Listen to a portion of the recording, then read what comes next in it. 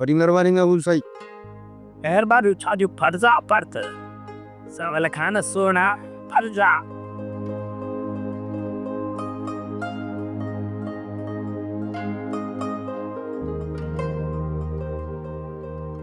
दरिया खान मुंहिंजो नालो फ़कीर सावल आहे। उन ॾींहुं तव्हांजे साम्हूं आयुसि। तव्हांखे मूं चङी तरह सुञाणे वरितो हो जीअं ई तव्हां हिते आयो, पर मूंखे नाले जी ख़बर कोन हुई, जेका हाणे मूंखे ख़बर पइजी वई त तव्हांजो नालो सावल आहे। दरिया खान अर्ज़ु हिकिड़ो हीउ आहे त मां सॼे ॻोठाणनि जो अमीन आहियां, तो वटि उन्हनि जे तरफ़ां अमीन बणिजी आयो आहियां।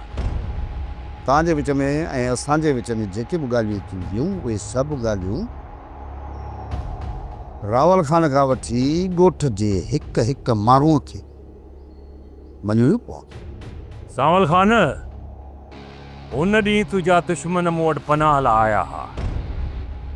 मूं उन्हनि खे पनाह ॾिनी छो त मां तॾहिं जो कचो न आहियां। मूं वटि केरु दुश्मन बि लंघे ईंदो न, तॾहिं बि मां हुनखे पनाह ॾींदो आहियां।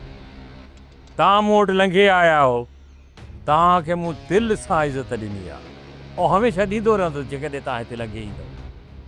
हिकिड़ी ॻाल्हि ॿी, जेकॾहिं तव्हां अॻिराई कई त पोइ उनजो ही दरिया खान भरपूर मोट में जवाबु ॾींदो। भरपूर दरिया खान अॻिराई त असां बि कोन कंदासीं, न कोई अव्हां सां का दुश्मनी करणु चाहिनि हा, न कोई असां मां इहा उमेदु रखिजो, पर असां अवामा छा अहिड़ी उमेदु रखे सघूं था।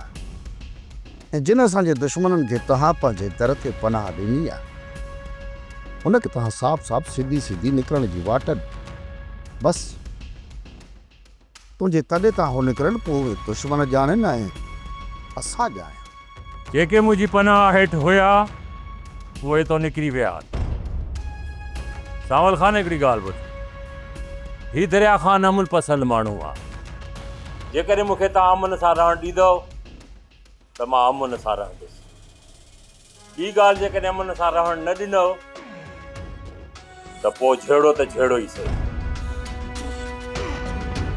दरिया खान, त पोइ हाणे असां तव्हां खां इजाज़त वठंदासीं ऐं मां उमेदु थो रखां तव्हां खां त असां हिक ॿिए जे ख़िलाफ़ का बि मदाई न रखंदासीं। ऐं हा दरिया खान, मां वेंदे वेंदे तव्हांखे पंहिंजो हिकु उसूल ॿुधाए वञा। जेको बि सावल खान सां साम्हूं हथ मिलाए ऐं पुठियां वार करे, उन मुनाफ़िक़ खे सावल खान कॾहिं बख़्शी थो न आहे। तॾहिं त चवंदो आहियां त खारे पाणी जा खूह ऐं मुनाफ़िक़नि जा रूह कॾहिं मिठा न आहिनि। अलावा सावल खान, हिकिड़ी ॻाल्हि मुंहिंजी बि ॿुधी वठि, मां अणमोट मुड़ुस आहियां। जेकॾहिं विढ़ंदो बि आहियां न, साम्हूं सीने ते वार कंदो आहियां, पुठियां वार करण वारो ही दरिया खान कोन्हे। छो त दरिया खान पंहिंजे दुश्मननि खे ॿोड़े त सजणनि खे तारे। सावल खान, जेकॾहिं को माण्हू तव्हांजे तर में मोल हूंदो न, उनखे सीने में गोली लॻल हूंदी त पोइ पक सम्झो उहो दरिया खान मारियो हूंदो, ॿिए कंहिं न। सावल खान, ही दरिया खान हाड़े खे त छा, पर जवाननि खे बि तोल जे ॾोके वांगुरु वॼाए छॾे। सब्दुस अजवार सर